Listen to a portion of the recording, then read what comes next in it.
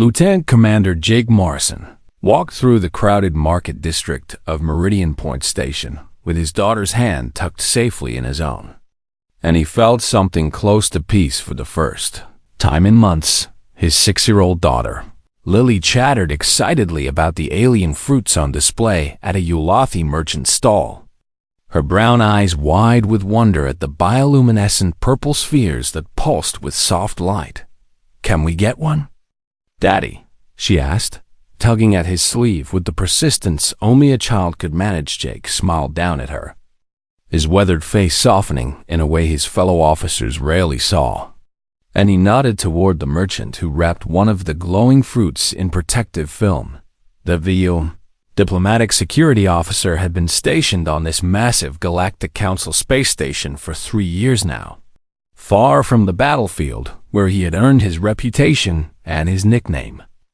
And he was grateful for the change. Other humans on the station called him by his rank or his name, but the alien species who served alongside him knew him by his old military call sign, Honey Badger. They never understood why that particular Earth creature's name carried such weight among human soldiers. And Jake never bothered to explain that honey badgers were small animals that fought creatures 50 times their size and never backed down from anything the station hummed with activity today, because the Galactic Council was hosting critical negotiations between the Tamuruskalish Velkran Empire and the Threshold Confederation, two powers whose border disputes had nearly erupted into war several times over the past decade. Jake, as commanding officer, had given him the day off specifically so he could spend time with Lily during her rare visit from Earth, where she lived with her grandmother while Jake served his diplomatic posting.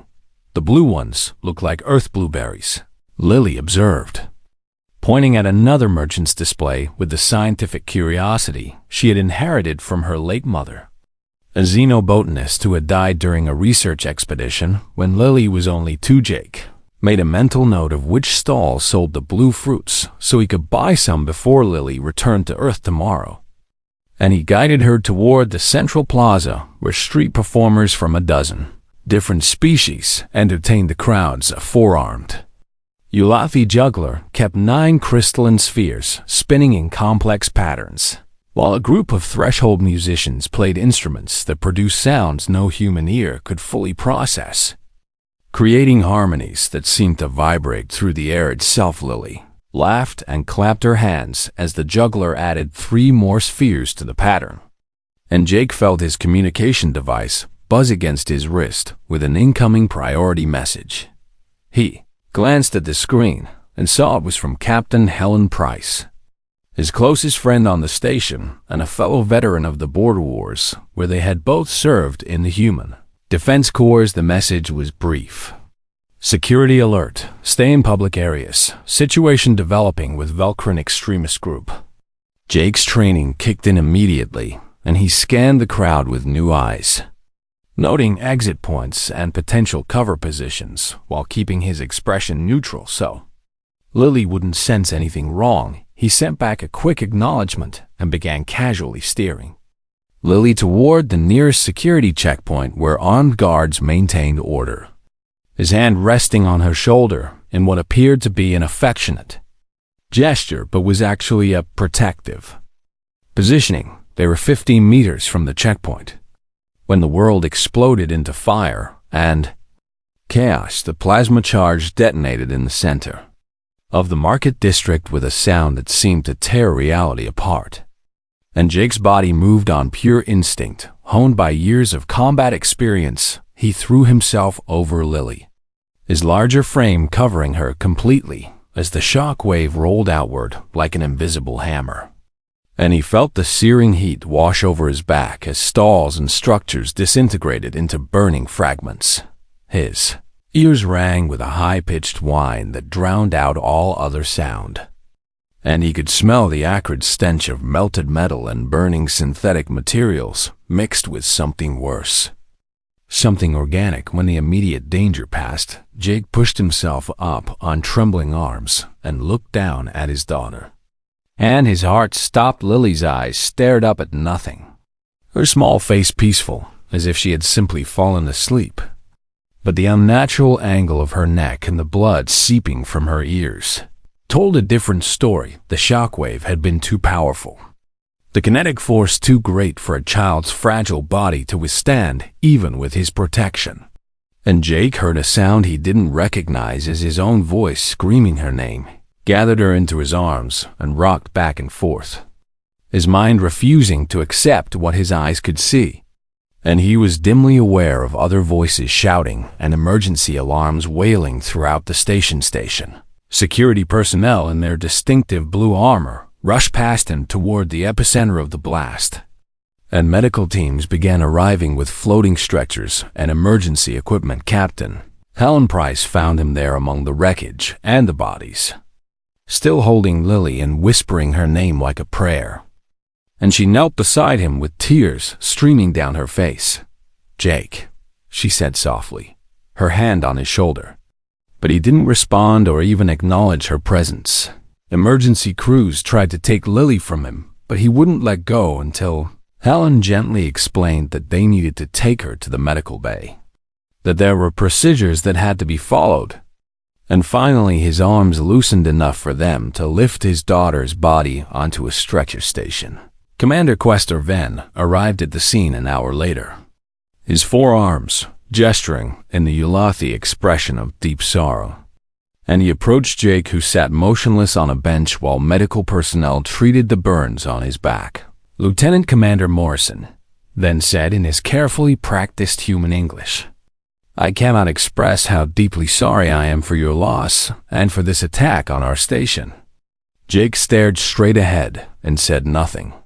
"We have identified the perpetrators as members of a Velcrin extremist faction opposed to the peace negotiations," Venn continued, his voice carrying the formal tone of official statements.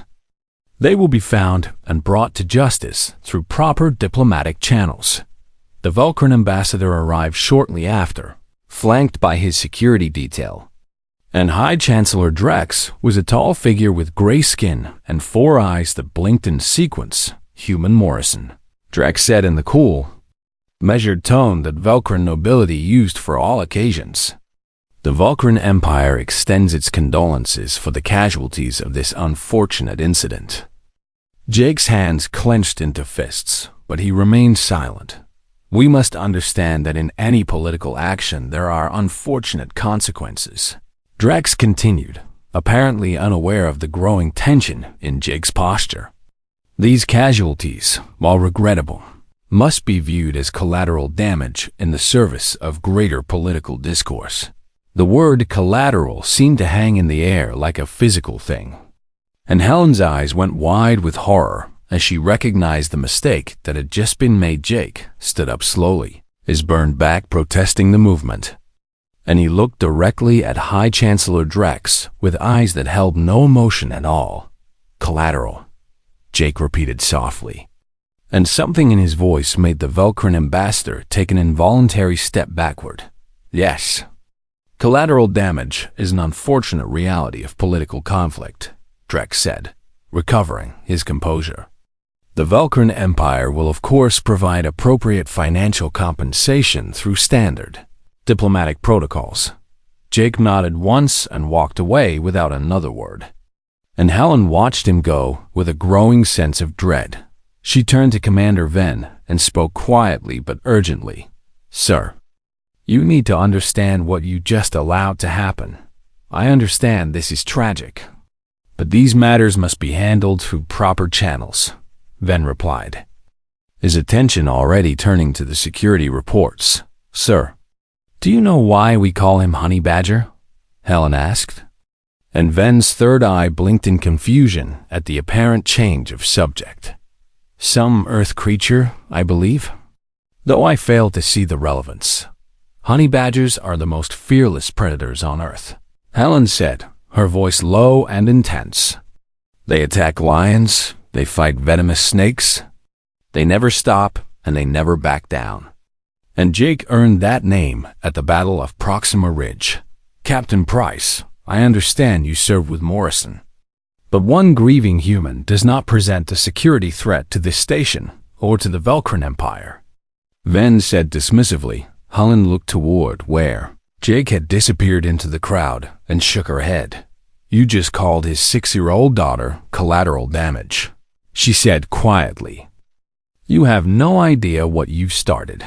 3 days later, Jake Morrison submitted his resignation from diplomatic service effective immediately, liquidated his savings account, and purchased a decommissioned human patrol ship from a merchant in the lower docks. He renamed it Little Lily and began loading weapons.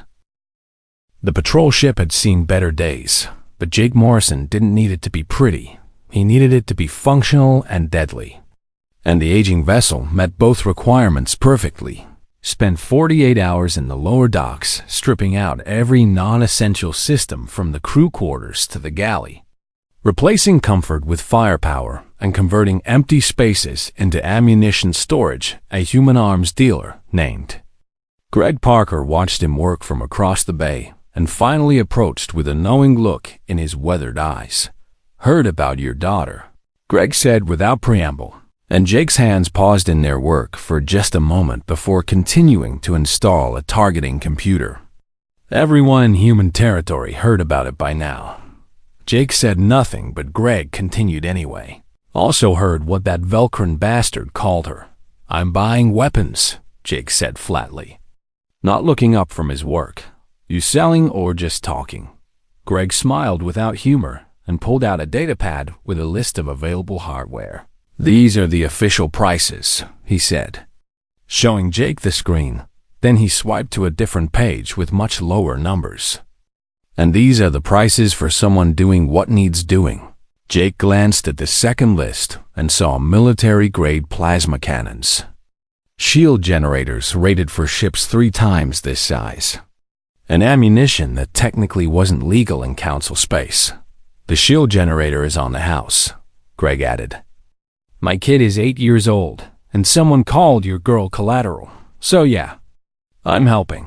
Over the next week, Jake modified the ship until it barely resembled its original configuration.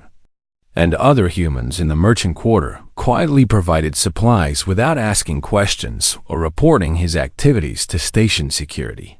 He accessed historical databases about Velcrin territorial space using his diplomatic clearance codes before they were revoked.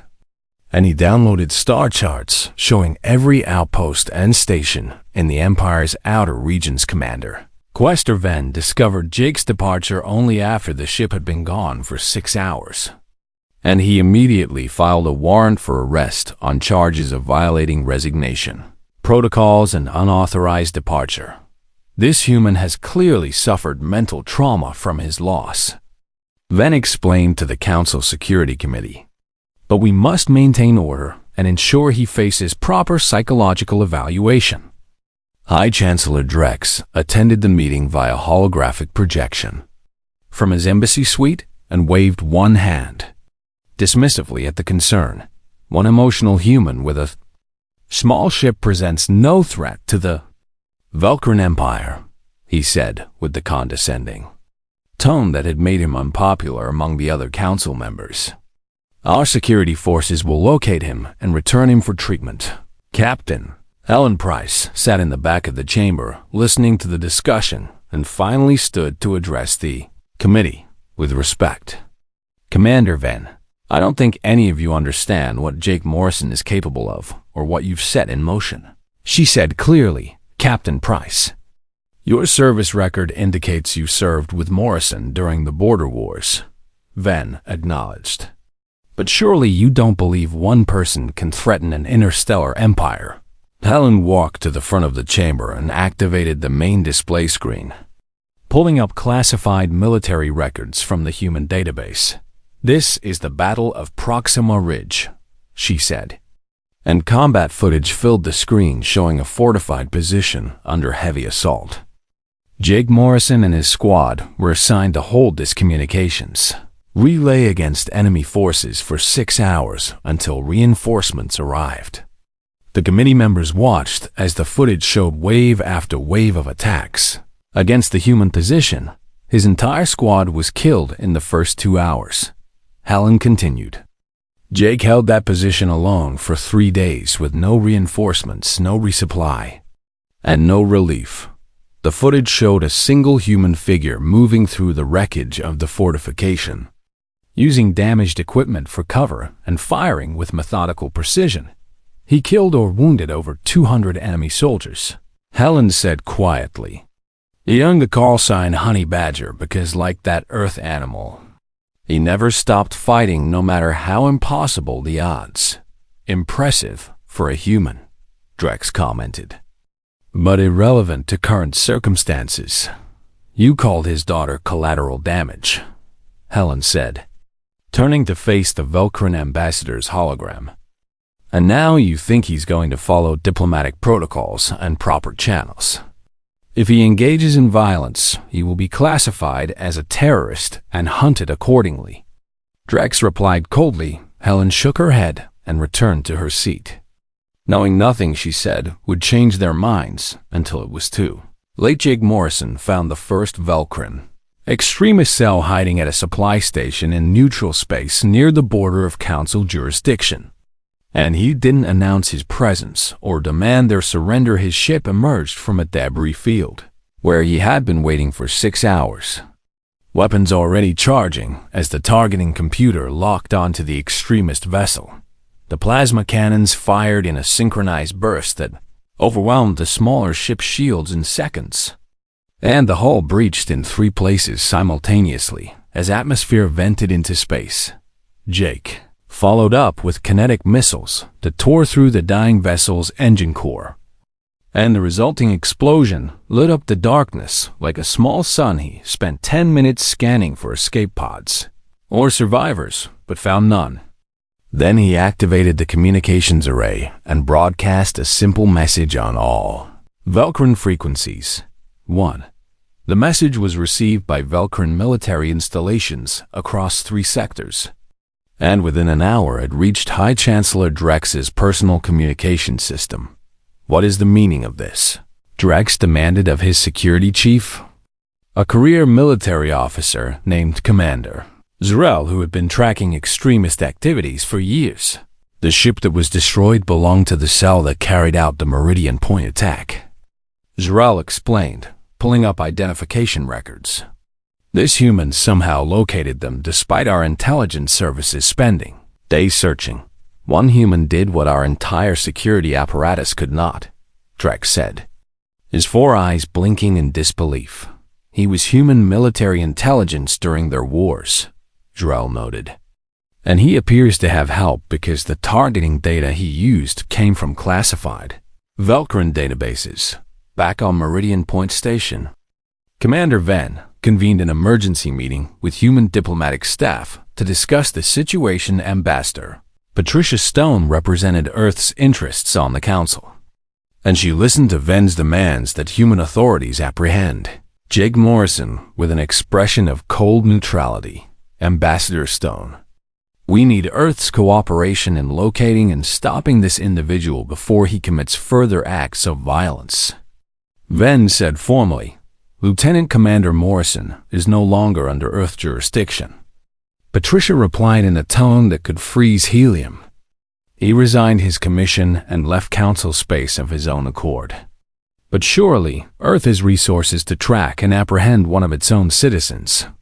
Venn protested. Patricia leaned forward and fixed the station commander with a stare that made him uncomfortable. Commander Venn, you stood by while a Velcrin ambassador called a human child collateral damage, she said quietly. You then dismissed the father's grief and filed bureaucratic paperwork while the people who killed his daughter remained free. We were following proper diplomatic protocols. Venn insisted. Jake Morrison is also following protocols, Patricia said, standing to leave. Human protocols for when our children are murdered and dismissed as collateral. And I suggest you be grateful that only the guilty are dying. She left the chamber before Venn could respond, and the other human diplomatic staff followed her in silence. Jake Morrison was already tracking his second target when the council's official warrant for his arrest was issued galaxy-wide. But he ignored the news broadcasts and focused on the coordinates. His anonymous sources had provided the second extremist cell operated from a mining facility in the asteroid belt of an uninhabited system. Using the legitimate operation as cover for their activities, Jake approached slowly over 2 days. His ship's profile masked by the radiation from the system's dying star. And he studied the facility's defenses with patient thoroughness. When he finally attacked, it was from an angle the defenders didn't expect. Dropping in from above the orbital plane where their sensors had blind spots. The mining facility's defensive turrets activated but couldn't track fast enough to hit the smaller, more agile patrol ship. And Jake's return fire was devastatingly accurate. He disabled the facility's communications first to prevent distress calls, then methodically destroyed their docked ships to eliminate escape routes. The extremist inside the facility died when Jake breached the main habitat dome with a kinetic missile, and the rapid decompression did the rest. His second broadcast was even simpler than the first. 3 days later, he found the third cell and destroyed them with equal efficiency, broadcasting 3 into the void. Galactic Council realized they had seriously underestimated both Jake Morrison's capabilities and his determination. And more importantly, they began to notice something troubling in the intelligence. Reports Jake had detailed information about extremist locations that even Velcron security didn't possess, which meant someone was helping him. Someone with access to classified intelligence databases. Commander Venn ordered an investigation into the leaks, but his security teams found nothing because they were looking for one person when, in reality, hundreds of humans across dozens of systems. The Vulcan Empire mobilized 3 of its premier warships to hunt Jake Morrison, and High Chancellor Drex personally selected their commanders from among the Empire's most experienced military officers. Commander Rel argued against sending capital ships after a single patrol vessel, but Drex overruled him with characteristic arrogance. "We will make an example of this human," Drex announced to his military council. "The galaxy will see what happens to those who challenge Velcron authority." The 3 warships departed from the Imperial home world with full crews and enough firepower to level a small moon. Their commanders confident that their superior technology and numbers would make the hunt brief. Jake Morrison was tracking his 5th target when his long-range sensors detected the Velcron warship's approach, and he immediately changed his plans. Instead of running, he calculated vectors and acceleration curves, then set a course that would bring him into direct contact with the hunting fleet near a dense asteroid field in an uninhabited system. Captain Helen Price watched the fleet movements from her quarters on Meridian Point Station and recognized Jake's tactical thinking. Immediately, "He's not running," she whispered to herself, while staring at the star charts on her personal display. "He's choosing the battlefield." She submitted an emergency leave request within the hour and began making arrangements to acquire her own ship, knowing that she couldn't stop Jake, but perhaps she could save him from himself. The lead Velcron warship was the pride of Volcros, a destroyer-class vessel with enough armaments to fight a medium-sized battle group, and its captain was a decorated officer named Vex, who had earned his reputation in the border conflicts with the Threshold Confederation. "Contact on sensors," his tactical officer reported. "Single human patrol ship on intercept course." Vex leaned forward in his command chair with interest rather than concern. "He's coming toward us," Vex said, almost amused. "Either he's insane or he has a plan. Our weapons have 10 times his range," the tactical officer noted. "We can destroy him before he gets within firing distance." But Vex had studied human military tactics during his career and knew they favored unorthodox approaches. "Maintain defensive formation," he ordered. "Something isn't right about this." Jake Morrison pushed his ship's engines beyond recommended limits as he accelerated toward the Velcron fleet, and his hands flew across the control panels with the practiced efficiency of someone who had piloted combat missions for years. His targeting computer locked onto the lead warship and began calculating firing solutions even though he was still outside effective range. The Velcrin tactical officer watched the human ships approach with growing confusion. "Sir, he's not taking evasive action," the officer reported. "He's flying straight at us. All weapons target that ship," Vex commanded. "Fire when he enters range." Jake waited until the last possible moment before his ship reached the Velcrin weapon's effective range. Then he activated a burst of emergency thrust that sent his vessel veering sharply off its previous course. The sudden maneuver caught the Velcrin gunners by surprise, and their initial volley passed through empty space where Jake's ship had been microseconds before Jake returned fire while still executing high-speed evasive patterns. And his plasma cannons targeted not the pride of Velcro's hull but its main engine, the Celeste. Shots were precise despite the difficult angle, and two of the destroyer's 4 engines exploded in cascades of superheated plasma. Vex gripped his command chair as alarms blared throughout the ship. "Engines 2 and 4 are gone," engineering reported. "We've lost 60% thrust capability." The other 2 Velcrin warships moved to intercept, but Jake was already accelerating away from them, his smaller ship far more maneuverable than their massive hulls. "Pursue," Vex ordered through gritted teeth. "Don't let him escape." Jake led the 2 pursuing warships on a chase that took them deep into the asteroid field, where sensors became unreliable due to the mineral composition of the rocks. The Velcrin ships followed cautiously, their larger size making navigation through the dense field dangerous at high speeds. Jake knew every trick for fighting in asteroid environments because he had helped write the human military's tactical manual on the subject during the border wars. He used the asteroids for cover, disappearing behind massive rocks only to emerge from unexpected angles with weapons firing.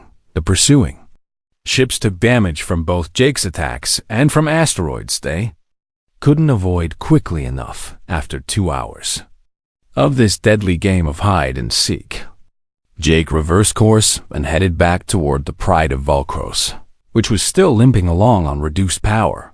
"He's coming back," the tactical officer on Vex's ship reported with disbelief. "He's attacking again."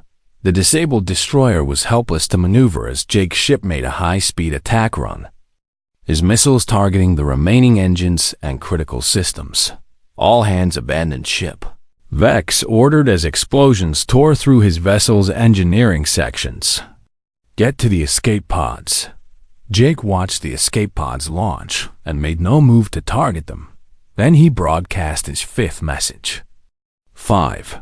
The destruction of a Velcrin Imperial warship by a single human in a patrol vessel sent shockwaves through the Galactic Council chambers. Ambassador Patricia Stone fielded angry demands from Velcrin diplomats, while Commander Venn insisted that Earth take immediate action.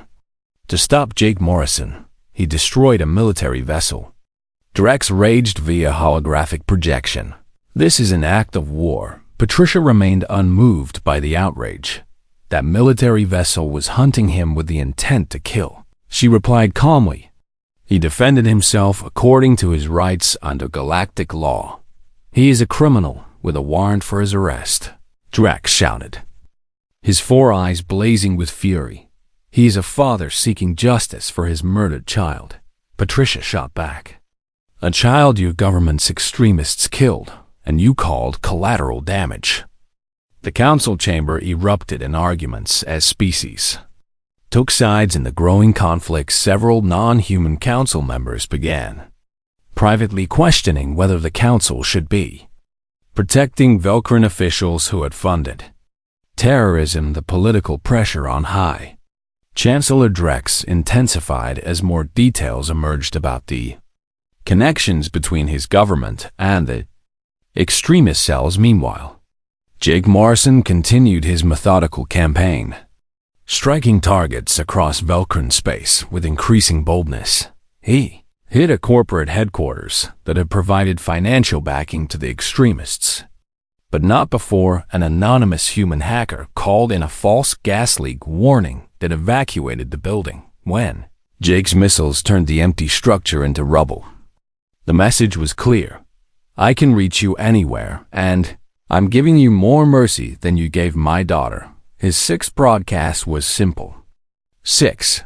Captain Helen Price finally intercepted Jake near the border of Velcron core space after tracking him for 3 days using old military contacts who knew his tactical patterns. She transmitted on their old military emergency channel. Honey Badger, this is Valkyrie, requesting immediate communication.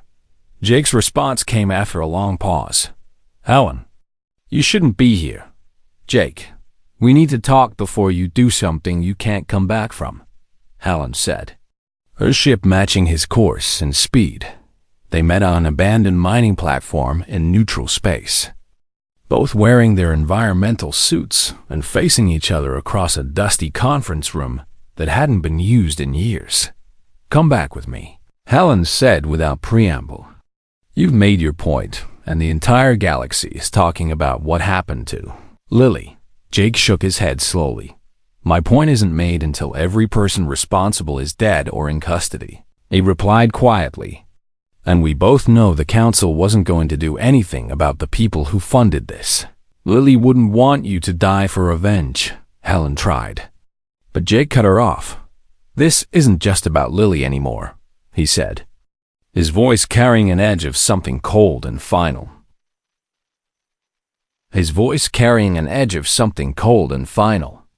The whole galaxy watched them call my daughter collateral damage, and the council did nothing. They filed paperwork and held meetings while the people who killed children stayed free. He turned to look out the viewport at the stars beyond. If I stop now, the message is clear.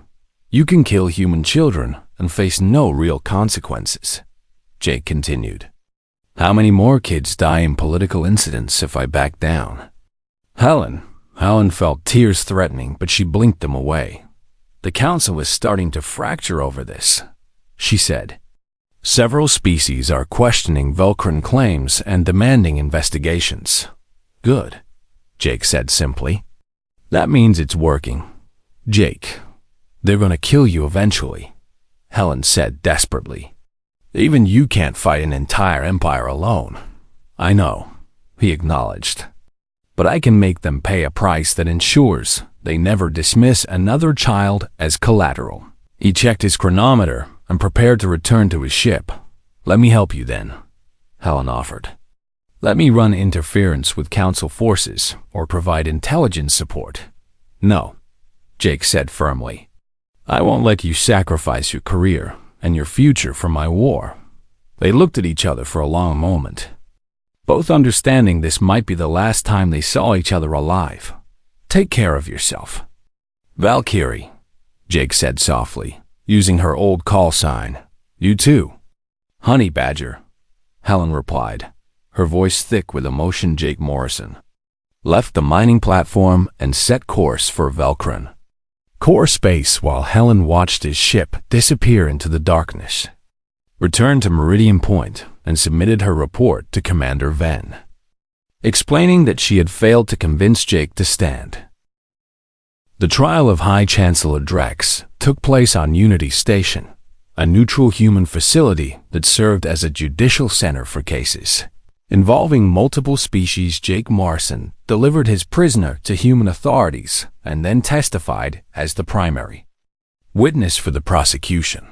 The proceedings were broadcast across the entire galaxy, with billions watching as evidence was presented showing Drex's direct involvement in funding and protecting the extremist cells. Drex's defense attorneys argued that he had been following Velcron political traditions and that the attack had been carried out without his explicit knowledge or approval. The prosecution countered with financial records, encrypted communications, and testimony from Velcron security personnel who had been ordered to ignore the extremists' activities. Jake sat through every day of the trial with the same calm, cold expression he had worn since Lily's death on the fifth day of proceedings. The prosecution called Jake to the witness stand to provide victim impact testimony. Lieutenant Commander Morrison. The prosecutor began gently. "Can you tell the court about your daughter?" Jake's voice was quiet but steady as he described Lily's curiosity about alien species.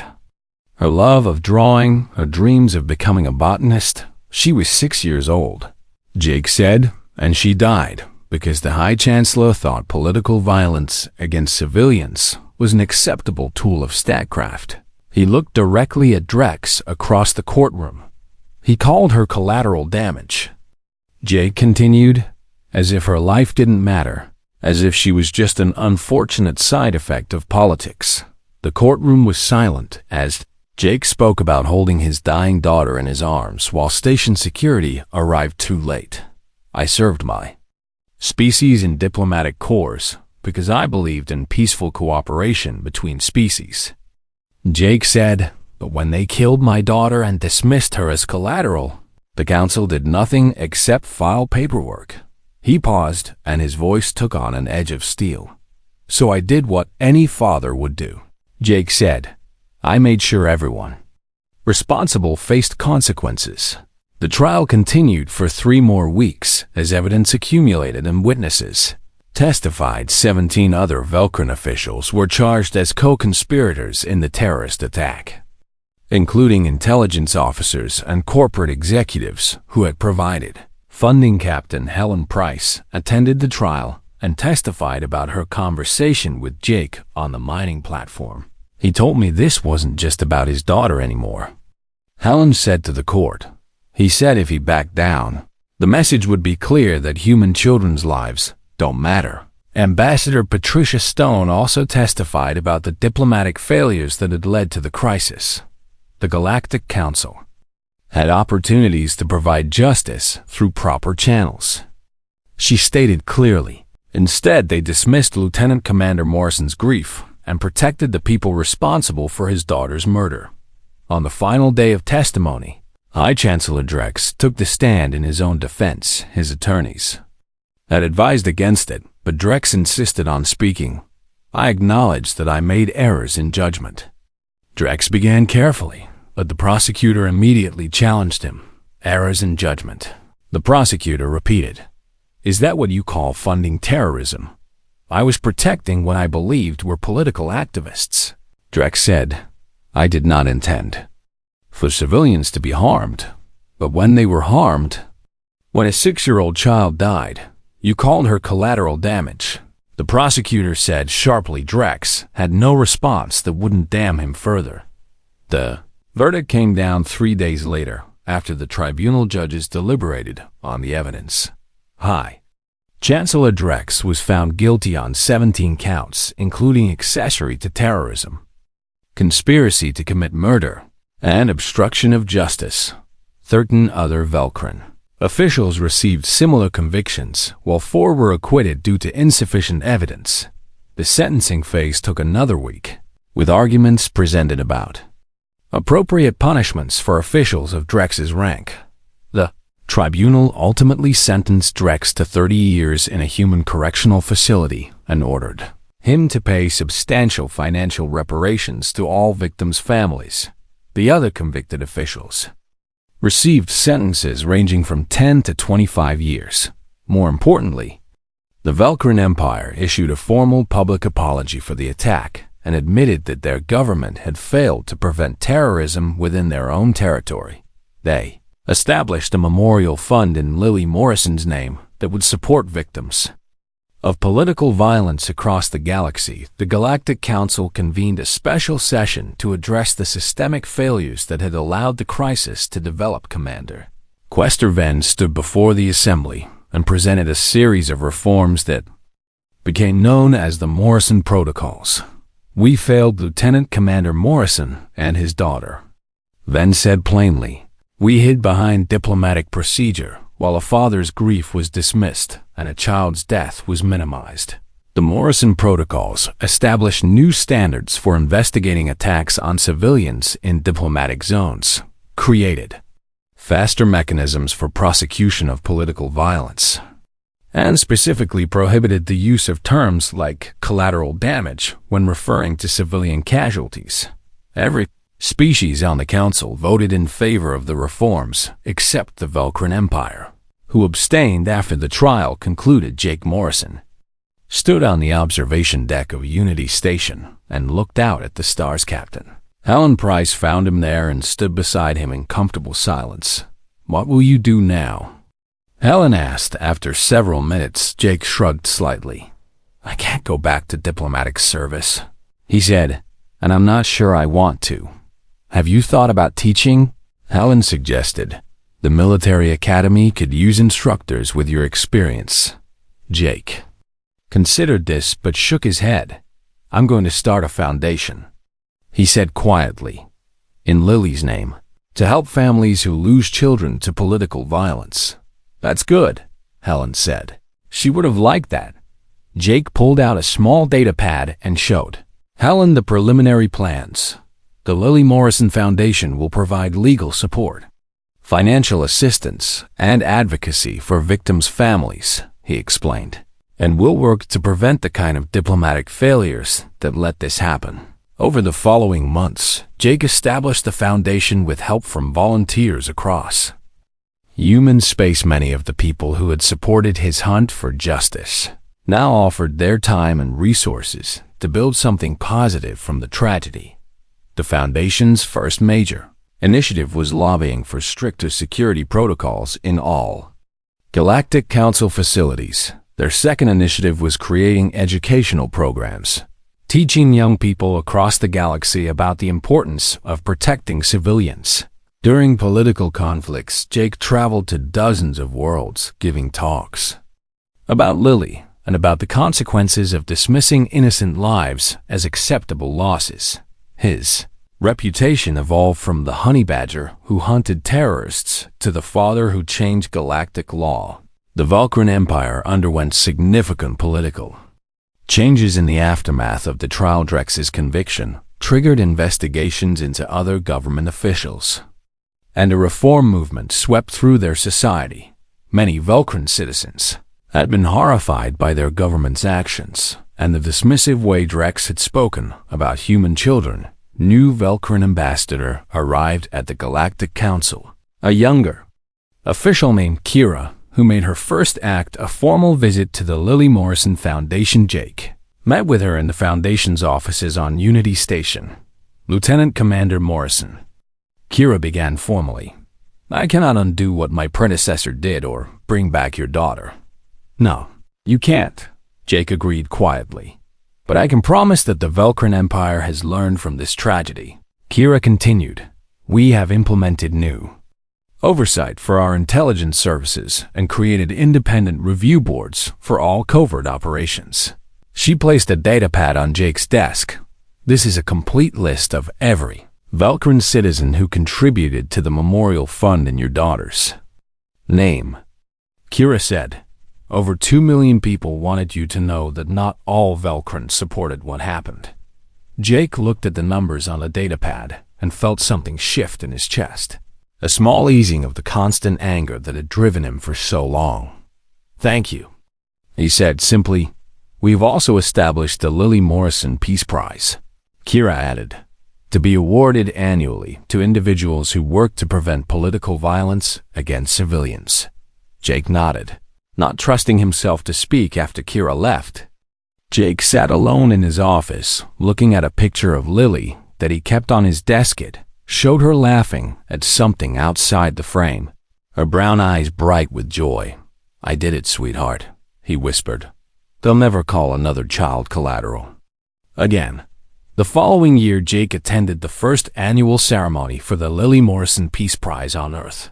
The award went to a Threshold Confederation diplomat who had spent decades negotiating peaceful resolutions to territorial disputes. Jake presented the award himself, and in his speech, he talked about how Lily had wanted to be a botanist because she believed in helping things grow.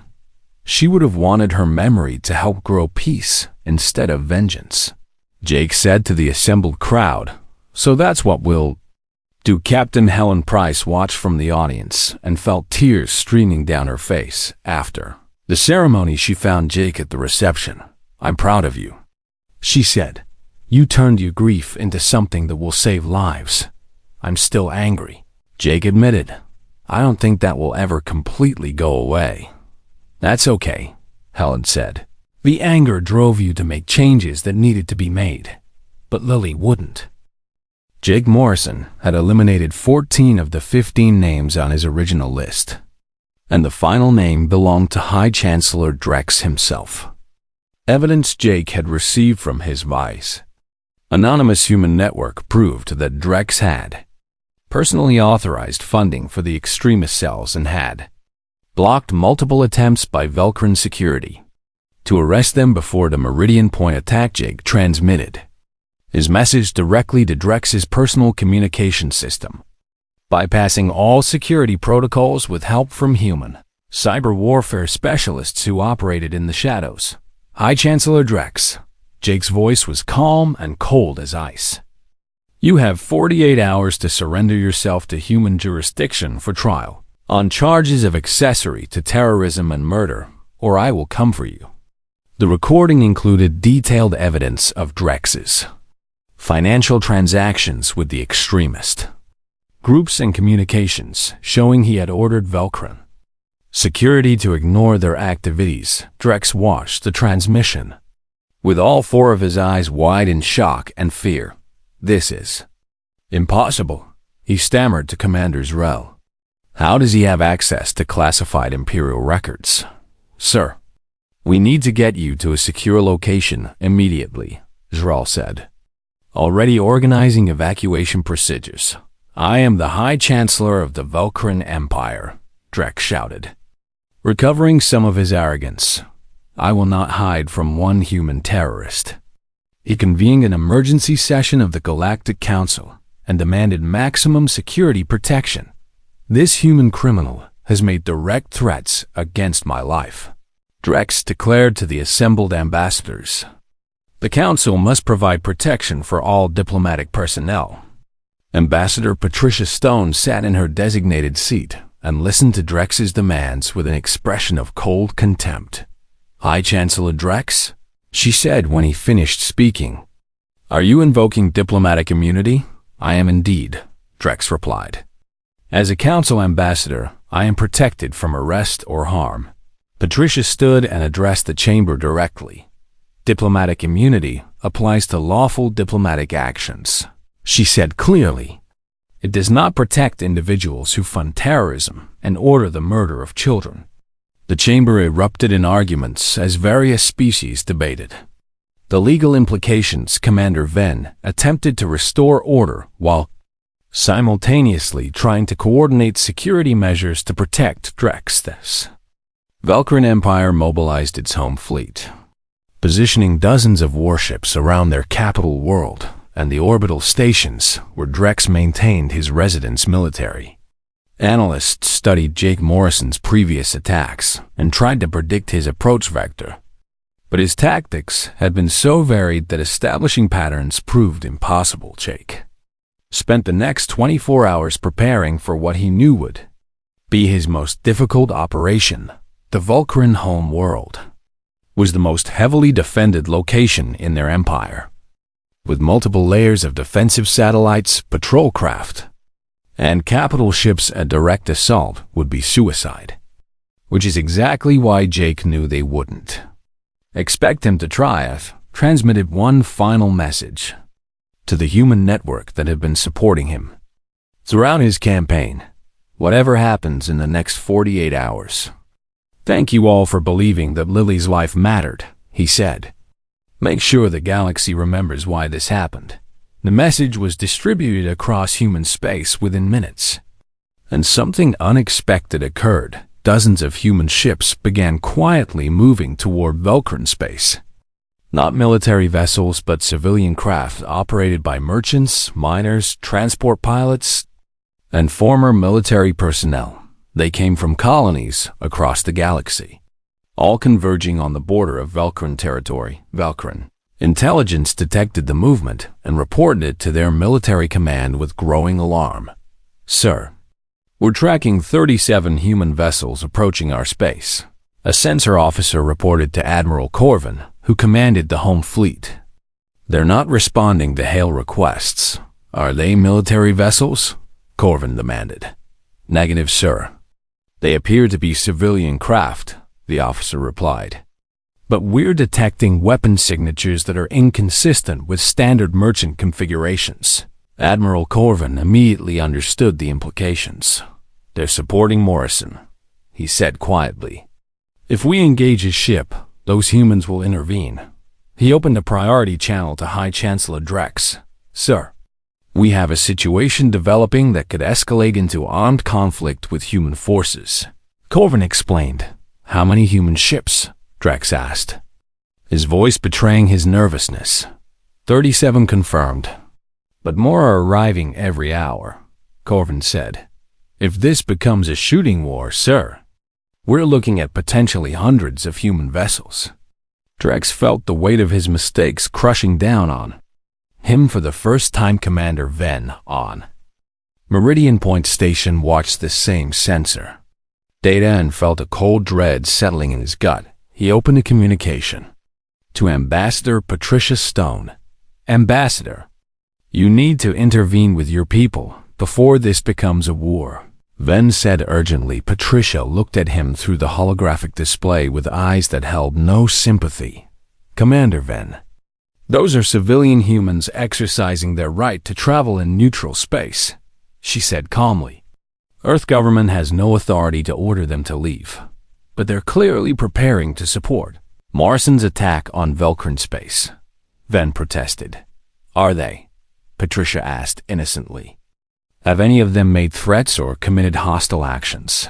Not yet, but their intent is obvious, Ven said desperately. Patricia leaned forward and spoke with quiet intensity. You should have thought about consequences before your council allowed an ambassador to call a human child collateral damage, she said.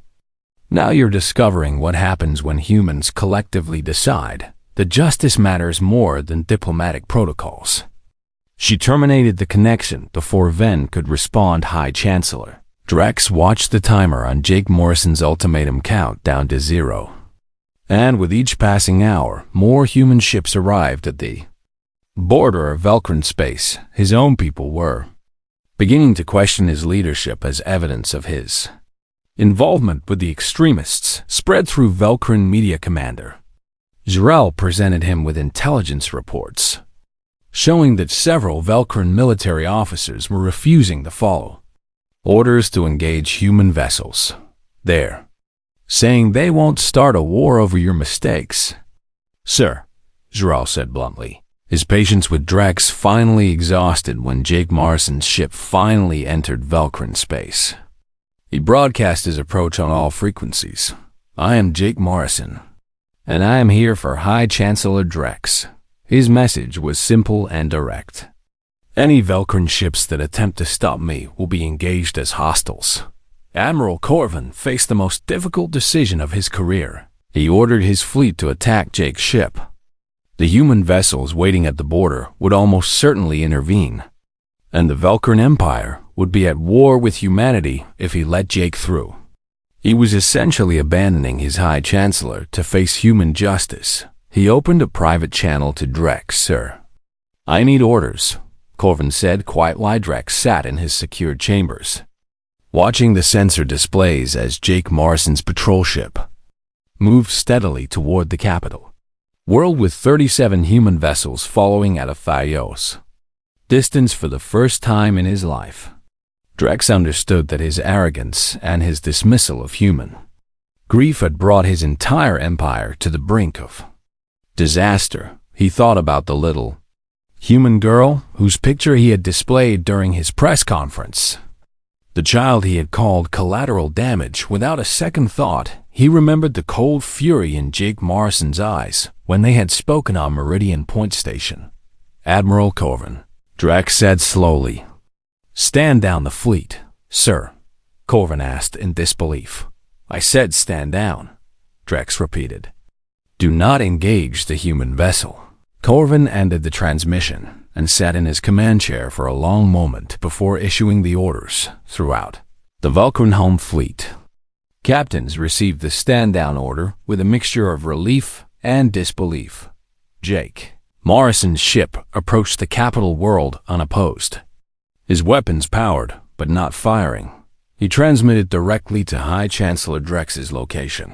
"I'm here," Jake said. Simply Drex stood in his chambers surrounded by guards and security personnel, all of whom looked to him for orders. He thought about fighting, about ordering his guards to prepare for an assault. But he knew it would be futile. Jake Morrison had already proven he could overcome impossible odds. And more importantly, Drex finally understood that he was not facing a terrorist or a criminal. He was facing a father who had loved his daughter more than his own life, and whom the galaxy had dismissed and insulted. Drex made his decision. Open a channel to Morrison, he ordered his communications officer when the connection established. Drex spoke clearly, despite the tremor in his voice.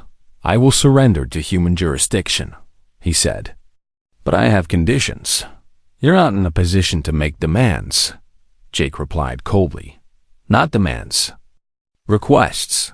Drex corrected himself quickly. "I request a public trial where all evidence is presented. And I request that if I'm found guilty, the financial reparations go to all victims' families, not just your daughters." Jake considered this for a long moment. "Agreed," he finally said. "You will board a shuttle and approach my vessel unarmed and alone. If you attempt any tricks, I will destroy you, and then I will come for everyone else on my list." "Understood," Drex said quietly. An hour later, High Chancellor Drex boarded a small diplomatic shuttle and piloted it himself toward Jake Morrison's ship. The 37 human vessels that had been waiting at the border moved in to form a protective formation around Jake's patrol ship.